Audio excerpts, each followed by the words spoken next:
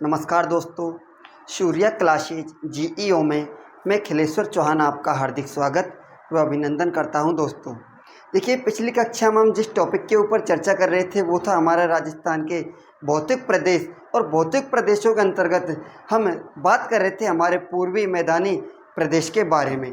और पूर्वी मैदानी प्रदेश के अंतर्गत बात करते दोस्तों, हमने इसको अध्ययन की सुविधा की दृष्टि से कितने भागों में विभाजित किया था, तो वो किया था हमने इसको 3 भागों में। पहला जो भाग था हमने जिसमें विभाजित किया था वो था हमारा चंबल बेसिन। कौन सा था? चंबल बेसिन। और दूसरा जो हमने विभाजन किया था वो था हमारा बनास व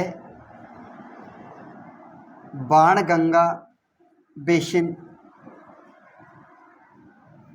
बनास व बाणगंगा बेसिन। और तीसरे की यदि हम बात करते हैं तो वो था हमारा माही बेसिन। कौन सा था? माही बेसिन। अब देखिए, अध्ययन की सुविधा की दृष्टि से हम जो हमारा पूर्वी मैदानी प्रदेश है इसे कितने भागों में विभाजित कर सकते हैं, तो वो है हमारा कितना? 3 भागों में। अब देखिए, इसको यहाँ समझने से पहले मैं आपको एक लाइन लिखवाना चाहता हूँ। वो लाइन ये है कि जो हमारा पूर्वी मैदानी प्रदेश है इसका निर्माण किससे हुआ है दोस्तों? तो इसका निर्माण हुआ है हमारे जो नदियों के द्वारा लाए गए जो जलोढ़क हैं, छोटे छोटे कंकड़ पत्थरें, उनके जमाव से, उनके निक्षेपण से जिस प्रदेश का निर्माण हुआ है वो है हमारा पूर्वी मैदानी प्रदेश। अब पूर्वी मैदानी प्रदेश जब इसका निर्माण नदियों के द्वारा लाए गए निक्षेपों से, जमावों से इसका निर्माण हुआ है, तो दोस्तों क्या यहाँ चट्टानें पाई जाएंगी? क्या यहाँ पर चट्टानें पाई जाएंगी? तो इसका राइट आंसर है नहीं। ये जो हमारा भौतिक प्रदेश है, मैदानी प्रदेश, इसमें चट्टानों का क्या पाया जाता है? अभाव पाया जाता है। जब यहाँ पर चट्टानों का अभाव पाया जाएगा तो दोस्तों ये खनिजों की दृष्टि से कैसा प्रदेश होगा? निर्धन भौतिक प्रदेश। तो यहाँ पर आप एक लाइन लिखो, पूर्वी मैदानी प्रदेश, पूर्वी मैदानी प्रदेश में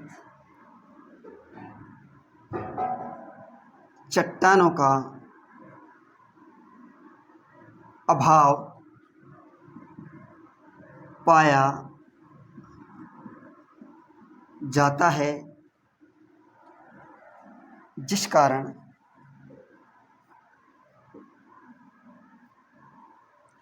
यह प्रदेश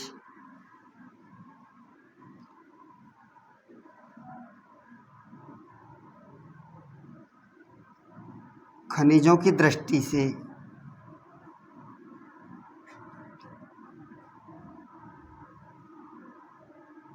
निर्धन माना जाता है। जहाँ तक हमने लिखा था, जहाँ तक पढ़ा था, उसके जस्ट नीचे हमें एक लाइन लिखनी है। वो क्या है दोस्तों? पूर्वी मैदानी प्रदेश में चट्टानों का अभाव पाया जाता है, जिस कारण यह भौतिक प्रदेश खनिजों की दृष्टि से निर्धन माना जाता है।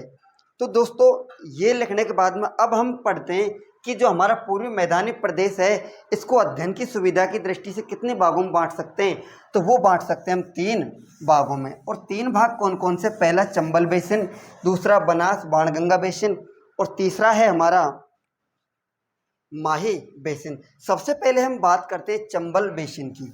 किसकी बात करते हैं दोस्तों? चंबल बेसिन की। चंबल बेसिन। अब सबसे पहले चंबल बेसिन ये क्या होता है? देखिए, जो चंबल बेसिन है, बेसिन का अर्थ होता है कि नदी जिसके आसपास का क्षेत्र।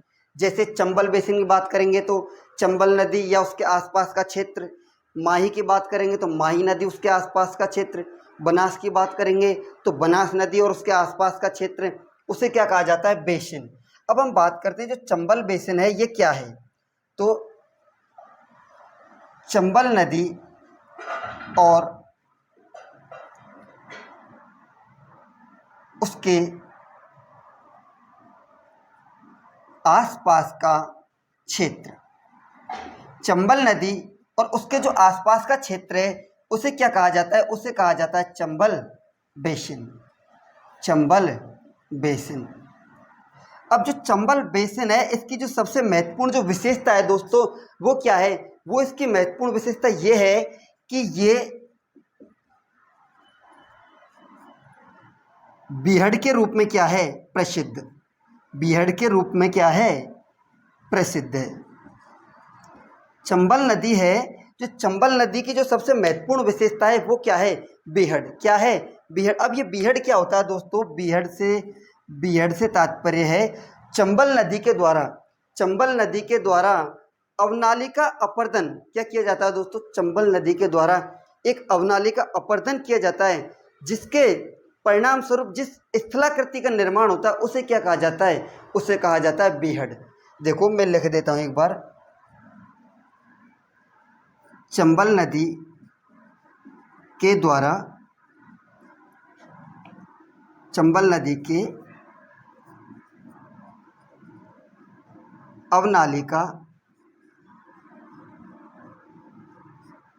अपर्दन से निर्मित, चंबल नदी के अवनालिका अपर्दन से निर्मित स्थलाकृति जहां घने जंगलों का विस्तार पाया जाता है, उसे क्या कहा जाता है दोस्तों, तो उसे कहा जाता है बीहड़। देखिए कहने का मतलब ये हुआ कि जो चंबल नदी है इसके द्वारा अवनालिका अपर्दन किया जाता है, और अवनालिका अपर्दन से निर्मित जो स्थलाकृति है जहाँ पर बहुत बड़े मात्रा में क्या पाए जाते हैं, जंगल या पेड़ पौधे पाए जाते हैं, उन्हें क्या कहा जाता है, तो उन्हें कहा जाता है बीहड़। अब इसकी जो सबसे खास बात है वो क्या है दोस्तों, कि देखिए जो चंबल नदी है उसकी जो महत्वपूर्ण विशेषता क्या हुई, बीहड़। और बीहड़ क्या होता है, चंबल नदी के अवनालिका अपर्दन से निर्मित जो स्थलाकृति है जहाँ पर घने जंगल पाए जाते हैं तो उन्हें क्या कहा जाता है, उससे कहा जाता है हमारा बीहड़। अब देखिए बीहड़ होता क्या है और इसका निर्माण कैसे होता है। देखिए माना कि ये क्या है, हमारी चंबल नदी, चंबल नदी, और इसका ये क्या है, बीहड़, ये क्या हुआ, बीहड़। अब ये इसका हुआ ऊपरी क्षेत्र,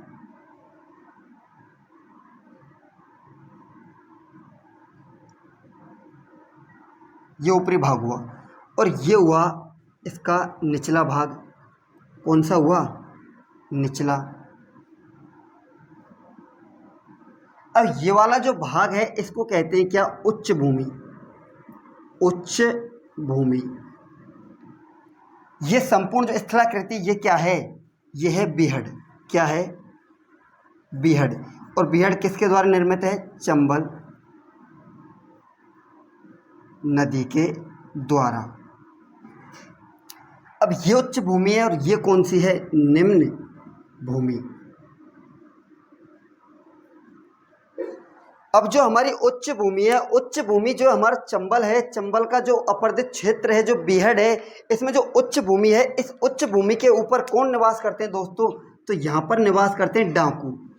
कौन निवास करते हैं, डाकू, जिसे क्या कहा जाता है, दस्यु, क्या कहा जाता है, दस्यु। जो चंबल का बीहड़ है इसकी जो महत्वपूर्ण विशेषता है कि इसमें कौन से लोग निवास करते हैं, तो वो करते हैं दस्यु लोग निवास करते हैं। और जो हमारी ये उच्च भूमि का क्षेत्र यहाँ पर ही निवास ये करते हैं। जो चंबल नदी का जो बीहड़ जो माना जाता है, इसकी जो उच्च भूमि है यहाँ पर कौन निवास करते हैं, तो यहाँ पर निवास करते हैं दस्यु। और जिसका निम्न भूमि क्षेत्र है इसे कहा जाता है क्या, खादर, क्या कहा जाता है, खादर। अब देखिए दोस्तों ये वाला जो स्थान है उच्च भूमि और ये निम्न भूमि, यहाँ पर क्या पाए जाते हैं, बहुत विशाल मात्रा में जंगल पाए जाते हैं। ये क्या है, हमारे जंगल। और ये संपूर्ण जो आकृति है किसकी है, यह है हमारी बीहड़ की। इसमें क्या पाए जाते हैं, घने वन। और इन घने वनों में कौन निवास करते हैं, तो इनमें निवास करते हैं डाकू लोग, कौन, जिनको कहते हैं दस्यु। अब देखिए पहली बात, इसका जो बीहड़ है इसका विस्तार कौन कौन से जिलों में देखा जाता है, तो इसके विस्तार की यदि हम बात करते हैं चंबल के विस्तार की, तो विस्तार में दोस्तों एक हुआ अपना सवाई माधोपुर, सवाई माधोपुर। एक हुआ हमारा करौली, एक हुआ हमारा धौलपुर। इसके विस्तार की यदि हम बात करते हैं तो ये कितने जिलों में इसका विस्तार पाया जाता है, तो वो पाया जाता है करौली, सवाई माधोपुर और धौलपुर। ये जो 3 जिले हैं इनमें इसका सर्वाधिक क्या पाया जाता है, विस्तार पाया जाता है। अब देखिए दोस्तों, जो हमारा ये सवाई माधोपुर है, सवाई माधोपुर को यहाँ पर कौन सा क्षेत्र पाया जाता है, डांग क्षेत्र। इसको कहते हैं क्या दोस्तों, डांग।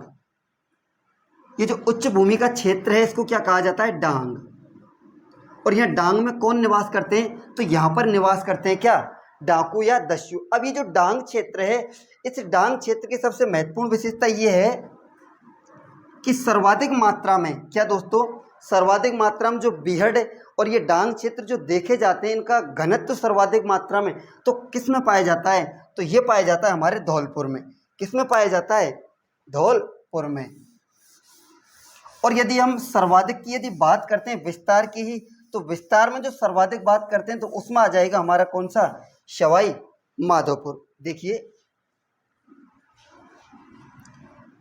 सर्वाधिक बीहड़, सर्वाधिक जो बीहड़ है ये कहाँ पाए जाते हैं, तो ये पाए जाते हैं दोस्तों हमारे सवाई माधोपुर में। कहाँ, सवाई माधोपुर में। यदि घनत्व की बात करते हैं, घनत्व की दृष्टि से जो सर्वाधिक बीहड़ हैं वो कहाँ पाए जाते हैं, सर्वाधिक घनत्व की यदि हम बात करते हैं तो घनत्व की दृष्टि से जो सर्वाधिक बीहड़ पाए जाते हैं तो ये पाए जाते हैं हमारे धौलपुर में। कहाँ पाए जाते हैं, धौलपुर में।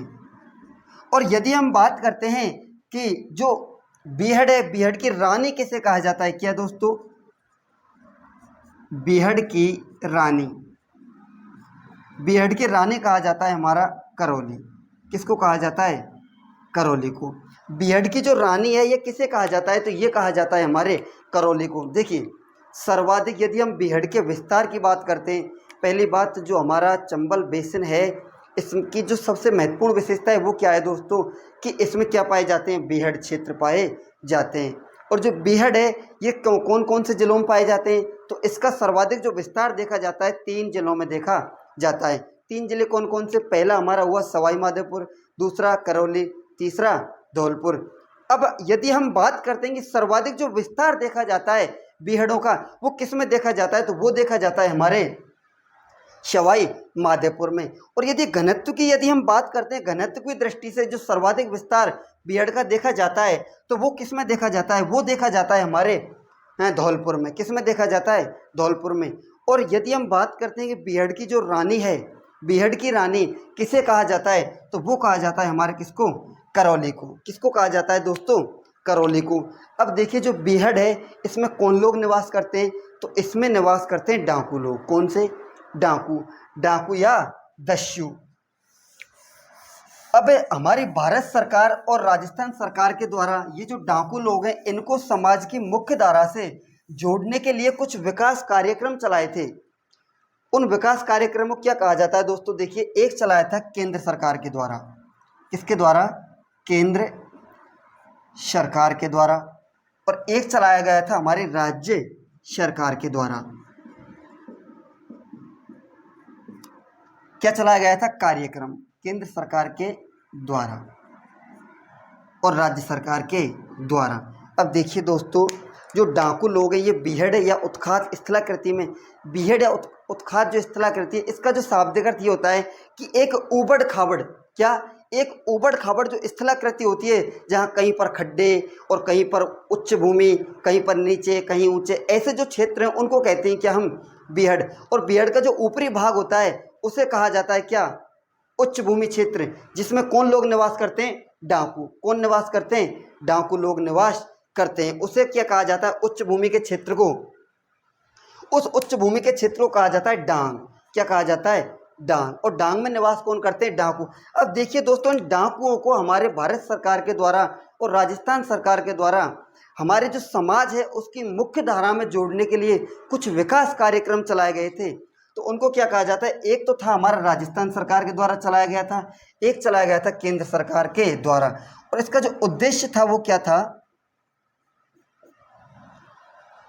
पहली बात, केंद्र सरकार के द्वारा कौन सा चलाया गया था उसका नाम था, केंद्र सरकार के द्वारा जो चलाया गया था उसका नाम था कंदरा विकास कार्यक्रम,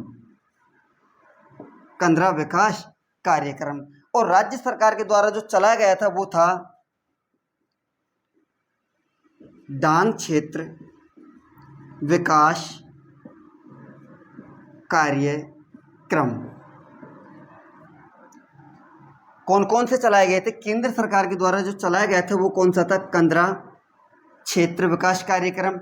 और राजस्थान सरकार के द्वारा जो चलाया गया था वो कौन सा था? हमारा डांग क्षेत्र विकास कार्यक्रम। अब ये किसके द्वारा चलाया जाता है दोस्तों? केंद्र सरकार के द्वारा। और ये किसके द्वारा चलाया गया था? हमारी राजस्थान सरकार के द्वारा। अब इसके यदि हम उद्देश्य की बात करते हैं तो इसका जो उद्देश्य था वो ये था कि जो डाकू हैं, डाकुओं को, जो डाकू लोग हैं, दस्यु जो लोग हैं जो बीहड़ क्षेत्र में निवास करते हैं, इनको क्या किया जाए दोस्तों? समाज की मुख्य धारा में जोड़ा जाए। क्या दोस्तों? कि जो दस्यु लोग हैं इनको समाज की मुख्य धारा में जोड़ने के लिए जो केंद्र सरकार के द्वारा विकास कार्यक्रम चलाया गया था उसे क्या कहा जाता है? कंदरा विकास कार्यक्रम। इसका उद्देश्य क्या है? डाकुओं को समाज की मुख्य धारा से जोड़ना। क्या था दोस्तों? समाज के मुख्य धारा से इनको क्या करना था? जोड़ना था। और इसका भी जो उद्देश्य था वो क्या था? यही था कि जो डाकू हैं, डाकुओं को समाज की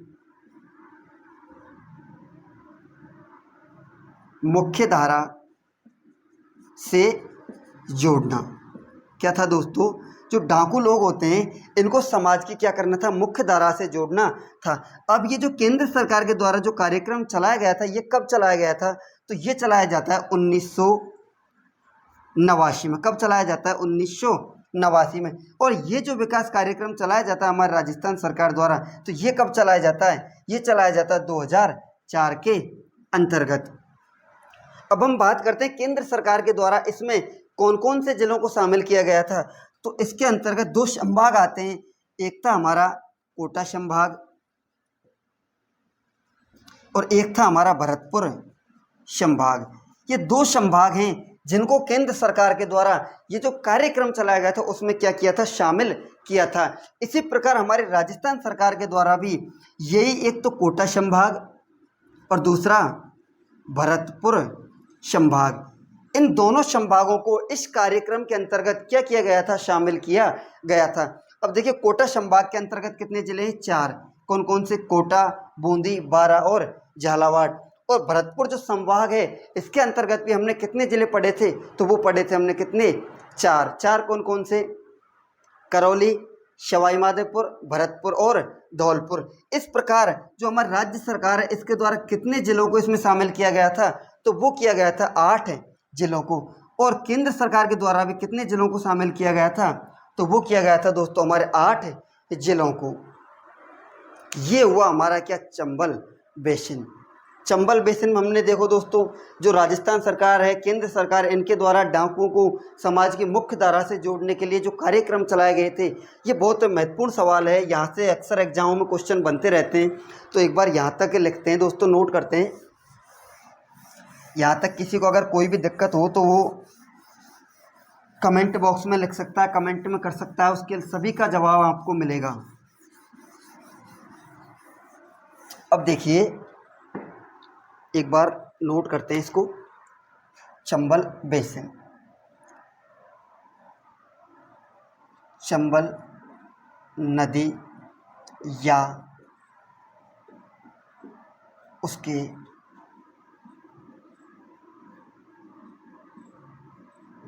आसपास का क्षेत्र, ठीक है। इसके बाद में बात करते हैं इसकी विशेषता। विशेषता क्या है दोस्तों? विशेषता इसकी बीहड़। क्या है? बीहड़। अब बीहड़ क्या होता है? बीहड़ होता है दोस्तों चंबल नदी के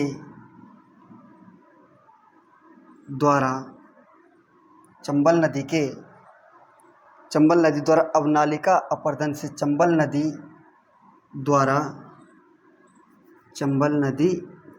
द्वारा अवनालिका अपरदन से निर्मित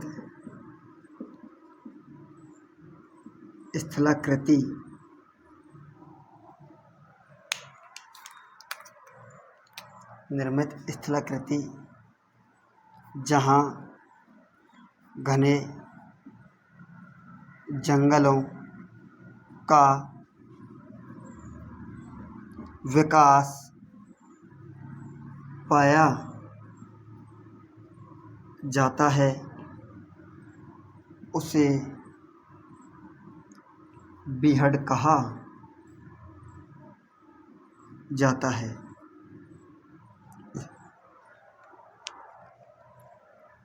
अब बीहड़ में कौन लोग निवास करते हैं? डाकू।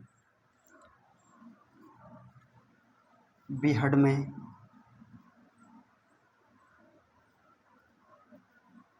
दस्यु लोग निवास करते हैं।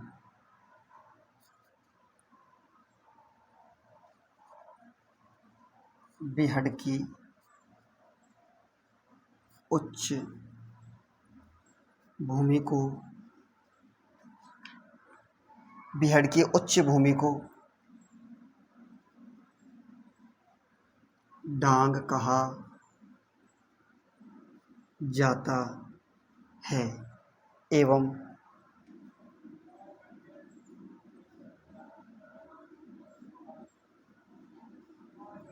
निम्न भूमि को खादर कहा जाता है। बीहड़ की जो उच्च भूमि है उसे क्या कहा जाता है दोस्तों? उसे कहा जाता है डांग क्षेत्र। और जो निम्न भूमि है उसे क्या कहा जाता है? उसे कहा जाता है खादर। खादर क्या दोस्तों? खादर ये एक उपजाऊ प्रदेश होता है जहाँ पर भारी मात्रा में क्या किया जाता है? कृषि की जाती है। और कृषि जब करते हैं तो वहाँ पर बहुत भारी मात्रा में उत्पादन भी देखा जाता है। अब देखिए दोस्तों, आप एक चित्र बनाओ, ये वाला चित्र बना लीजिए।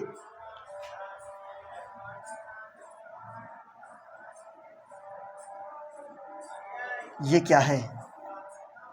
बीहड़। क्या है? बीहड़।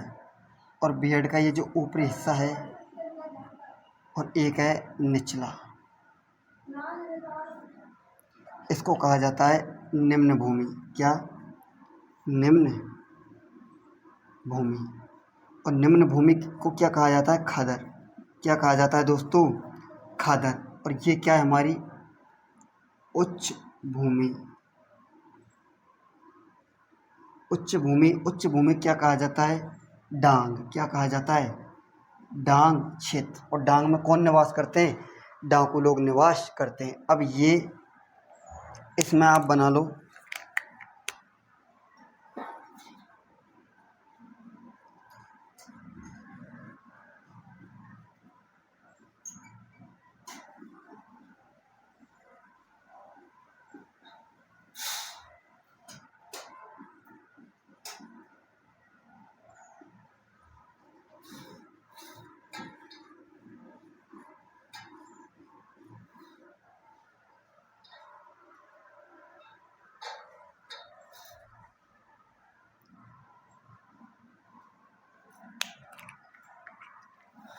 बीहड़। अब ये कहाँ पाया जाता है? सवाई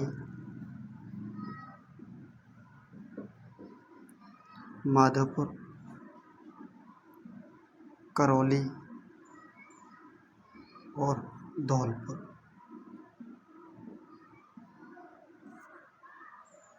अब इसके नीचे लिखना दोस्तों,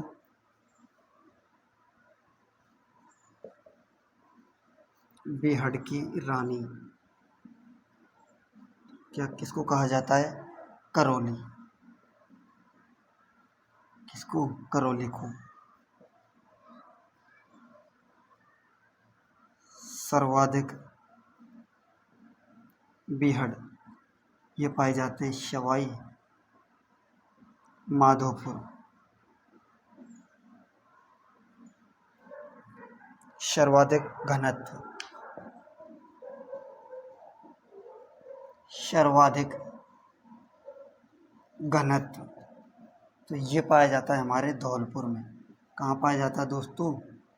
धौलपुर में। ये आप नोट करो। ये हमारी कौन सी आकृति? बीहड़। और बीहड़ ये हुआ हमारा उच्च भूमि क्षेत्र और ये है हमारा निम्न भूमि क्षेत्र। उच्च भूमि क्षेत्र को कहा जाता है दोस्तों क्या? डांग क्षेत्र। और इसको कहा जाता है खादर। ये क्या होता है? एक उपजाऊ प्रदेश होता है। और ये इसमें कौन लोग निवास करते हैं? इसमें करते हैं डाकू निवास। इससे आगे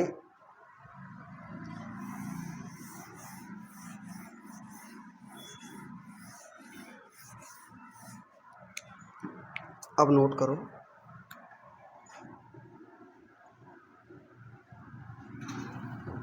डाकुओं को समाज की मुख्य धारा से जोड़ने के लिए, डाकुओं को समाज की मुख्य धारा से जोड़ने के लिए सरकार के द्वारा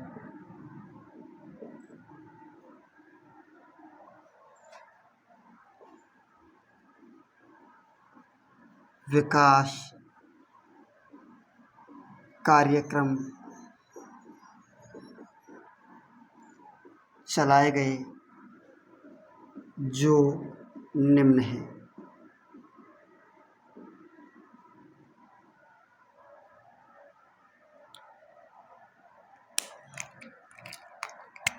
इसके दो पार्ट कर लो। यहाँ से ऐसे इधर लिखो 15 विकास कार्यक्रम और इधर लिखो दोस्तों डांग क्षेत्र विकास कार्यक्रम 15 क्षेत्र।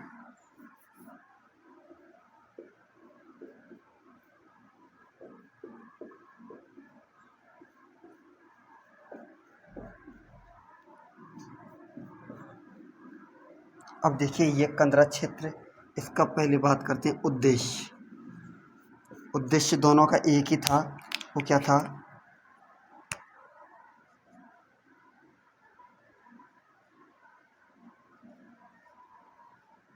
डाकुओं को समाज की मुख्य धारा से जोड़ना। क्या था? डाकुओं को समाज की मुख्य धारा से जोड़ना। और इसका भी उद्देश्य क्या था? डाकुओं को समाज की मुख्य धारा से जोड़ना। ये कब चलाया जाता है? तो ये चलाया गया था कब दोस्तों? हमारे किसके द्वारा चलाया गया था? केंद्र सरकार के द्वारा। केंद्र सरकार के द्वारा। और ये किसके द्वारा चलाया जाता है? राज्य सरकार के द्वारा। ये कब चलाया गया था दोस्तों? ये चलाया गया था 1989 में। और ये कब चलाया गया था? तो ये चलाया गया था 2004 में। तो ये है दोस्तों जो हमारे सरकार के द्वारा डाकुओं को समाज की मुख्य धारा से जोड़ने के लिए जो विकास कार्यक्रम चलाए थे वो कौन कौन से हैं? एक था हमारा कौन सा, कंदरा विकास कार्यक्रम। कंदरा क्षेत्र का जो विकास कार्यक्रम है ये किसके द्वारा चलाया जाता है? तो ये चलाया जाता है हमारी केंद्र सरकार के द्वारा। और यदि हम बात करते हैं हमारे राजस्थान सरकार के द्वारा कौन सा कार्यक्रम चलाया जाता है, तो वो था हमारा डांग क्षेत्र विकास कार्यक्रम। अब केंद्र सरकार के द्वारा इसमें कौन कौन से जिलों को शामिल किया गया था? तो एक था भरतपुर संभाग, एक था कोटा संभाग। कोटा संभाग। जिलों की संख्या बात करें तो कितने जिले हैं? 8 जिले। यहाँ से प्रश्न बहुत अच्छा बनता है दोस्तों कि कंदरा क्षेत्र विकास कार्यक्रम या डांग क्षेत्र विकास कार्यक्रम के अंतर्गत कितने जिलों को शामिल किया जाता है? तो उसमें हमारा जो राइट आंसर वो क्या होगा? 8 जिले। कितने जिले? 8 जिले। और इधर हम बात करते हैं, इधर भी कितने जिले थे? तो उनकी संख्या क्या थी? 8। वही भरतपुर संभाग और एक था हमारा कोटा संभाग। कोटा संभाग। जिलों की बात करें तो कितने? 8 जिले। ये हुआ दोस्तों हमारा क्या? चंबल बेसिन की चर्चा। अब चंबल बेसिन के बाद में हम जो अगला हम बात करते हैं, तो अगली बात करते हैं दोस्तों हमारी किसकी? वो है हमारा बनास और बाणगंगा बेसिन। कौन सा? बनास और बाणगंगा बेसिन।